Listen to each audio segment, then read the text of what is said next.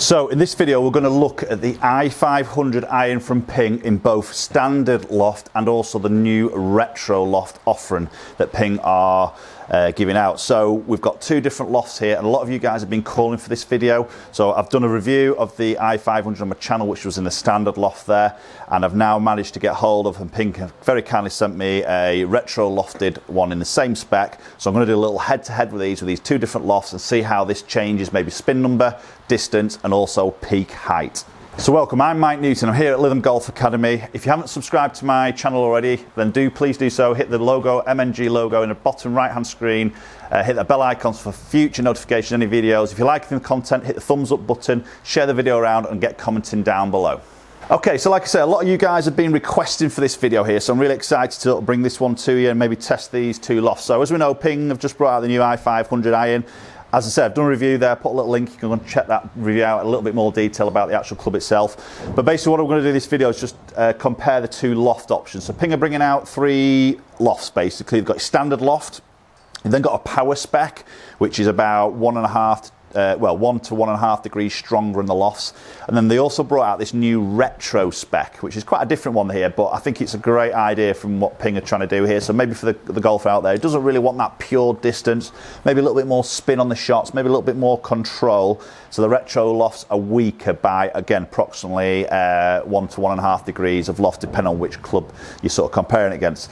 So I've got 7 irons here. The standard loft here in the 7 iron is 30.5 degrees of loft, okay, and the retro spec is 32 degrees. So it's 1.5 degrees weaker in loft.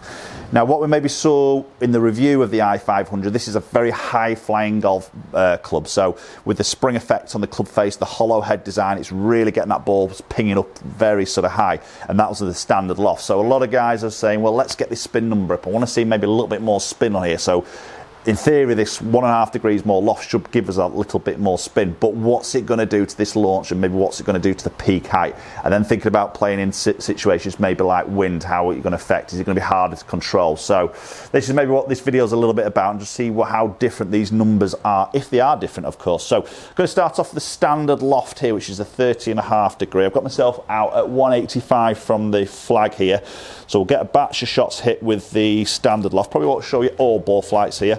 And then we'll go into that retro loft.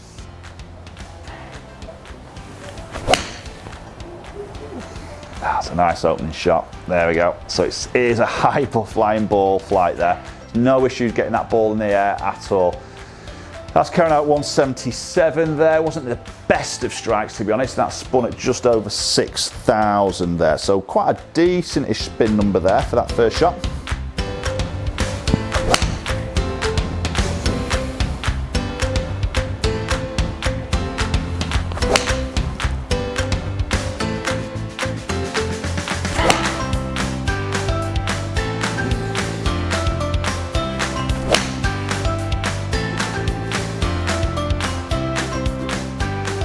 Okay, that feels lovely.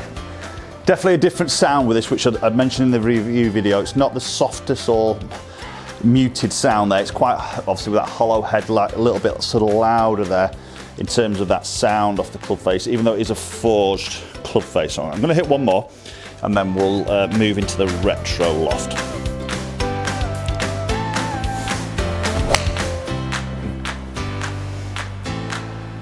Yeah, no issues getting that ball flighted at all. Just a little bit pulley, that one. Yeah, just missed that edge of the green there on that last shot. Okay, hit the greens pretty much all those, apart from the last one there. Okay, right, so let's move into the retro loft and see how that changes anything, if it does, against that standard loft. Okay, so now got the i500 in the retro loft. So the spec of this is exactly the same. Ping have built this exactly to my spec as per the other one. The only slight difference here is it's retro loft, so it's 1.5 degrees weaker. Lie, length, flex, shaft, absolutely identical. So the only real difference we can tell here, because when I put that down by the ball, I can't see that 1.5 degrees extra loft at all. But the only way we can sort of tell that is they put a nice little sort of sticker just underneath the grip here, which says retro spec. So we know it's in a retro spec. And I'm guessing if you get the power spec, they'll put a sticker on there with the power stick. Standard loft, they might not bother. They'll probably just leave that blank as a standard loft. But if it's anything different from standard, then they'll probably just put that little sticker on there. So that's the way you would know it's a retro spec. Okay, so same distance out from the hole here, 185. Let's hit some shots with this and see if this does anything different.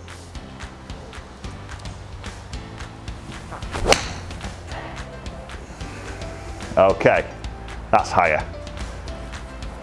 Yeah, definitely seen straight away that was a peaking out a little bit high. Be interesting to look at some spin numbers here. I didn't catch it absolutely perfect there, 178 carry.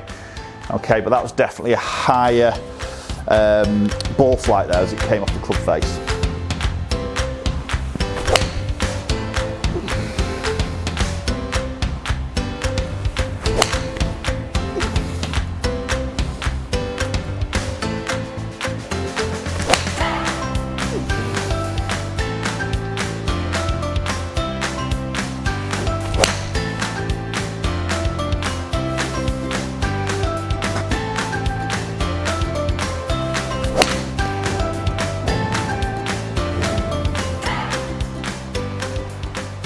Okay, so there's back shots. Just struggling on some of those to actually reach the green there, especially if I just leave it a little bit right. As you appreciate, that slightly right shot just pulls off a tiny bit of distance. So definitely seeing visually there. We'll look at some numbers in a little bit more detail, but definitely seeing visual there, just hanging up a little bit short.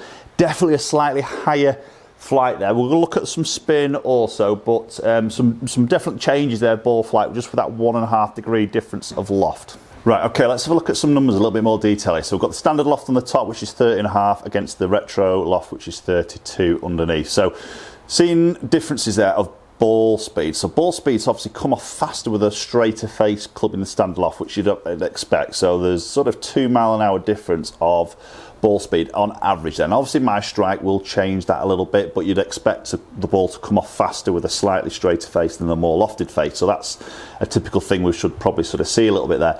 Now let's move across to the spin, the important bit here. So you can see the 30.5 degrees averaging at 6,500 spin, which is quite a decent number there for a 30.5 degree loft there. That's a fairly sort of decent spin number. It's still got a bit of control in that. The retro loft, you can see, has increased that up to 7,000, so probably 600 more revs there with that extra little bit of loft. Again, that's something that we'd expect to see. Just going back to launch angle here, you can see 18.6 against 20.6, so it is launching pretty high there. And again, so we think it's launching higher with more spin, it's going to peak off higher. So 39 yards with the standard loft, which is high. Okay, and that's what I sort of saw in my review video there, 39 yards peak height, that's pretty high. But then the retro loft goes to 41, so it is going to go higher. Is this too high? It's spinning more, it's peaking out more, it's launching higher. So that's got to have an effect with the distance number here. So you can see 7 yards on average shorter than the standard loft. Right, okay, so what I'm just going to do now, obviously looking at those and looking at that height of that flight, maybe a little bit concerned that flight might be starting to get a little bit too high and not maybe struggling to wind. A windy day here at Lytham, to be honest, today, even though GC2 is closed day, still that information I've shown you there isn't affected by wind at all. But I'm just going to play a couple of knockdown shots here, some sort of lower shots, and see how this retro loft is easy, or if maybe not, to sort of drop this flight down and get a little bit of control maybe for those windier days. Now there's obviously a little bit of skill level in terms of you as golfers here, of how you would adjust your stance and your handle and head relationship here to try and control that loft. But I'm going to hit a couple here and see if this is fairly easy to sort of knock down. Yeah, okay, so that felt easy enough to do. I've knocked that flight down a little bit there, hitting that green, very sort of different flight. I'm just going to hit one more. Let's see if I can get this one even lower. Yeah, no issues at all getting that ball flight down, even with that retro loft there. Okay, obviously just coming up a little bit shorter there because I'm easing off the speed as I'm holding that finish off, which I'm trying to control that loft coming through. Let's have a look at those two shots there. Look at the spin number and maybe launch, peak height, and see if that's any different. I'm sure it is.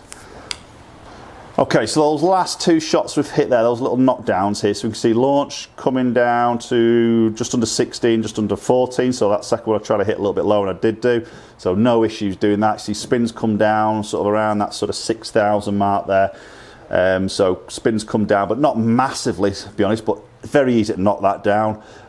Peak height 29 yards and 24, so you can see from 39, 41 with the retro loft now down to 27 there, carrying out 166 and 43 degree descent angle, so very easy to knock that ball down even though with those retro lofts. Right, okay there, guys, there's a little comparison there between the standard loft and the retro loft. I think a lot of you are wanting to sort of see that video and see that comparison. I think some of you may be quite interested in these retro lofts in terms of just trying to get that spin number up. Yes, I think you're going to take a little hit on distance. Whether you can afford to do that is obviously your decision there. You're going to see that slightly higher ball flight, so again, depending on your delivery and the way you deliver your dynamic loft, some people naturally deliver more or less, so obviously that's going to affect ball flight. So this retro loft could turn into maybe too high a ball flight for you if you're delivering a little bit too much dynamic loft. But again, this is where you've got to go out and get measured and try these. Now, I think the only downside to this is unless you're at a Ping fitting event or you go down to the Ping factory, I don't think you're going to get hands on a retro spec to actually test. Most fitters will have standard lofts, and then from there, depending on the numbers, they would probably advise you whether you go power spec, stronger lofts, or into the retro spec. So to try and get them tested side by side could be quite tricky, depending on where you are in your sort of area, really. But interesting number there. It's done what we thought it would do. Now you've got to decide, was that getting a little bit uncontrollable in wind? You know, my skill level there, I can knock that ball down quite easily. You've got to maybe go and test that yourself. If that's something easy enough for you to do, I don't know. That's, again, you've got to go and test that. Okay, guys, thanks very much for watching. I hope you enjoyed that video. A little bit of a different one there.